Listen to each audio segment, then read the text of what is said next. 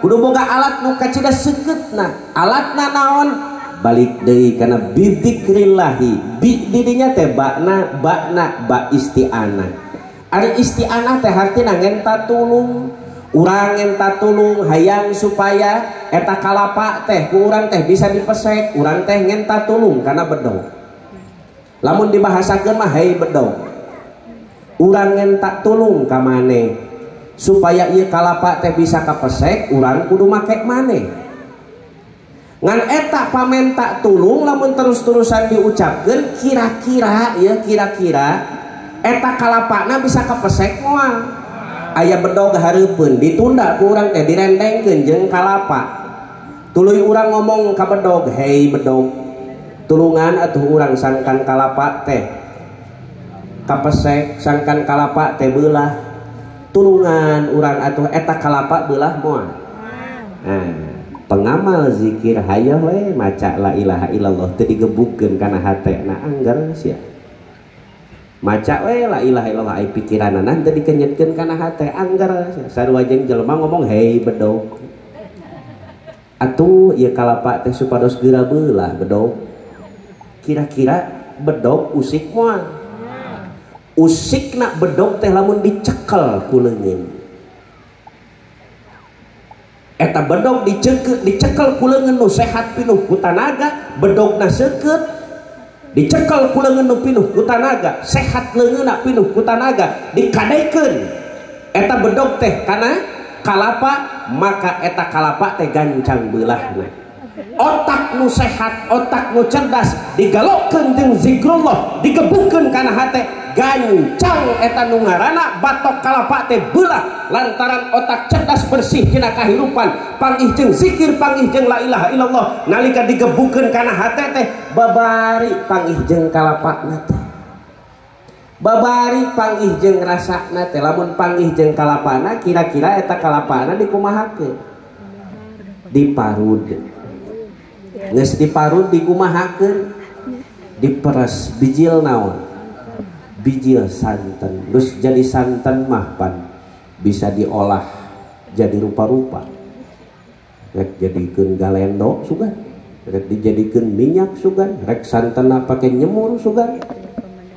Jelema lamun pinanggih jeung rasa bisa ngokolakeun rasa dina jero dirina. Bijil sumanget dina kahirupanana, moal hese kana ibadah. Jika santen bisa dipake jang naon wae, jelema eta geus bisa dipake kumpa pada jalma sejen. Santen lamun dipake nyemur protes teh. Dak dipake nyemur santen teh ngomong, "Embung ah urang mah dipake nyemur mah." Kitu teh. Pengamal zikir, tulung atuh urang pangtawasulkeun. Tulung atuh ieu urang pangbantuankeun, sok nolak tara urang. Sering ruh punten abdi nuju seueur acara. Eta can jadi. Santen mah tara nolak di kumaha-kumaha. Kitu oge pengamal zikir lamun geus panggih jeung rasana di kitu kieu ku batur ge cic narimakeun. Urang boga tatangga rese kira-kira sebel, ambek apa biasa wae? Ambek kadang-kadang hayang pindah. Disangkana di belah ditu eueuh tatangga rese. Padahal tatangga rese mah di mana wae. Kot hayang pindah pan boga tatangga rese. Bener teu? Sarua jeung santen direndengkeun jeung uyah. Santen teh protes. Embung urang mah disangkana di dapur belah ditu eueuh uyah atau di dapur imah sejen eueuh uyah. Sarua aya uyah di dapur sejen. Di berbagai tempat aya perkara-perkara anu teu ngeunah. Di berbagai tempat aya perkara-perkara anu teu ngeunah nu sakirana bakal ngaganggu hate urang. Kuat moal urang nahan. Tah ameh kuat nahan, ameh kuat rupa-rupa nahan rupa-rupa perkara anu teu ngeunah teh hadir we ibadah supaya nganggerkeun kana rasa nu aya dina hate urang. Ngan ibadah-ibadah nu mana anu sakirana bisa nganterkeun ieu diri urang kana bageur teu sembarangan ibadah. Teu babari ibadah teh cukup jungkel-jungkel gajleng. Jungkel-jungkel gajleng. Salat 5 menit aya surga hayang saeneng-eneng.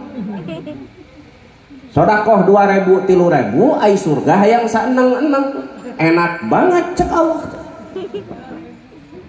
Apa hasibtum an tadkhulul jannata wa lam ya'lamillahu alladhina jahadu minkum massathumus sarra wad-dharra wa zulzilu hatta yaqula rasul wal ladzina amanu ma'ahu mata nasrullah. Ari maneh emang maneh rek asup ka surga tanpa ku aing ditinggali heula mana nu bener-bener ka aing mana nu henteu. Ditenggoros sisi kiri, tenggoros sisi kanan, dienderkeun kahirupanana, dienderkeun dirina, pinuh ku kasusah, pinuh ku rasa teu pararuguh. Hatta yaqula rasul wal ladzina amanu ma'ahu, nepi ka rasul jeung jalma-jalma nu iman teh ngomong, iraha pitulung Allah. Matak jelema disusahkeun dina kahirupanana, jelema dibere sangsara dina kahirupanana, kasempetan pikeun ibadah, lain kasempetan pikeun luhla. Urang mah dibere masalah kasempetan pikeun curhat. Padahal jelema dibere susah dina kahirupanana, kasempetan pikeun ibadah bener-bener ka Allahna. Jelema dibere masalah kasusah kahirupan, kasempetan pikeun ngadeukeutkeun diri ka Allahna. Pikeun ngadeukeutkeun pikiran kana hatekna, sangkan teu nemen teuing diri urang kaganggu ku bag-bagan kahirupan. Carana kumaha? Da eueuh deui cara, iwati ku zikir. Sok salat tiba heula, ti leuletik nepi ka ayeuna. Allahu akbar apa Allahu akbar? Allahu akbar ceuk lisan mah, ngan otak pan pas Allahu akbar hutang, brai cicilan, brai beas tinggal saeutik, brai kabogoh can kabere jajan, brai geus rupa-rupa, geus rupa-rupa. Naon sababna? Awakna salat, pikiranana apeng-apengan. Carana kumaha? Didekeutkeun pikiran teh heula, didekeutkeun ka mana? Didekeutkeun kana hate. Da di mana-mana da teh kalapa lamun rek dibeulah ku urang eta bedog, jeung kalapa teh da kudu deukeut. Maknya bedog di warung kado, kalapa di Campaka. Kumaha ngadekna? Da kudu deukeut atuh.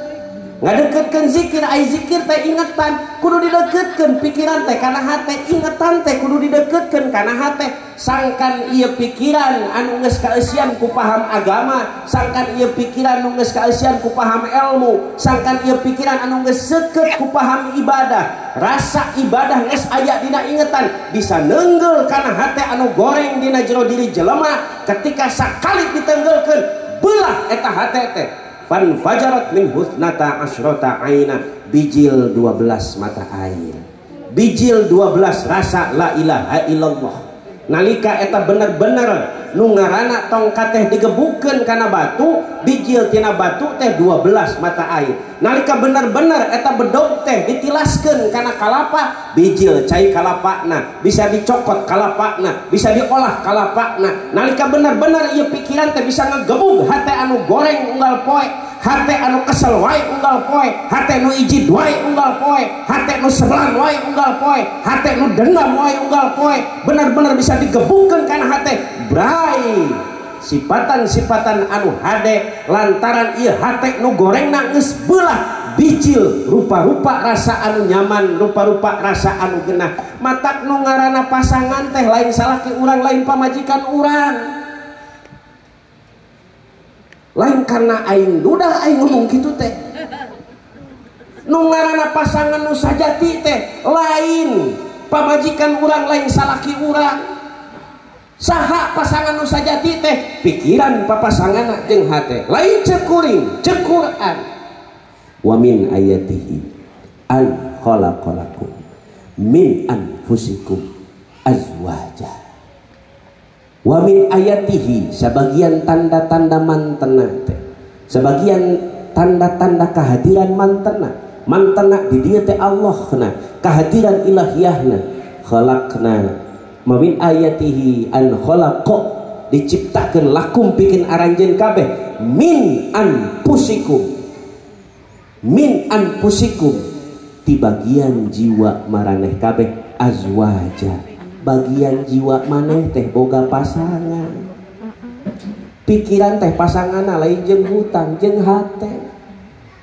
Pikiran teh pasanganna lain jeung masalah jeung hate. Pikiran teh pasanganna lain jeung jajan budak jeung hate. Pikiran teh pasanganana lain jeung cicilan, lain jeung tatangga nu rese, lain jeung mitoha nu koret, lain jeung minantu nu pika sebeleun.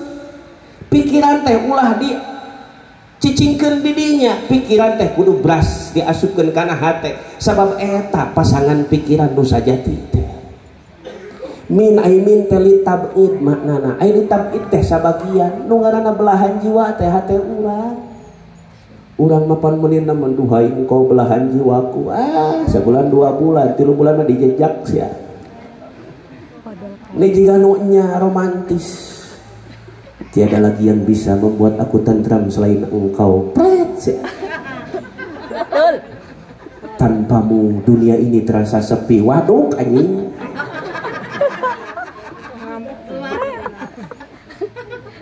Kan sok kitu. Sedih. Padahal tuh gitu. Pasangan nu sajati teh nu ngaranna belahan jiwa urang teh hate urang. Kunaon pikiran kudu deket kana hate lintas kudu. Supaya maraneh bisa tintrim kahirupan. Ai lintas kudu teh kalimat teh tidak kecap sakana, ai sakana teh sukun, ai sukun teh nu ngaranna sukun paeh teh sok tingali ilmu tajwid.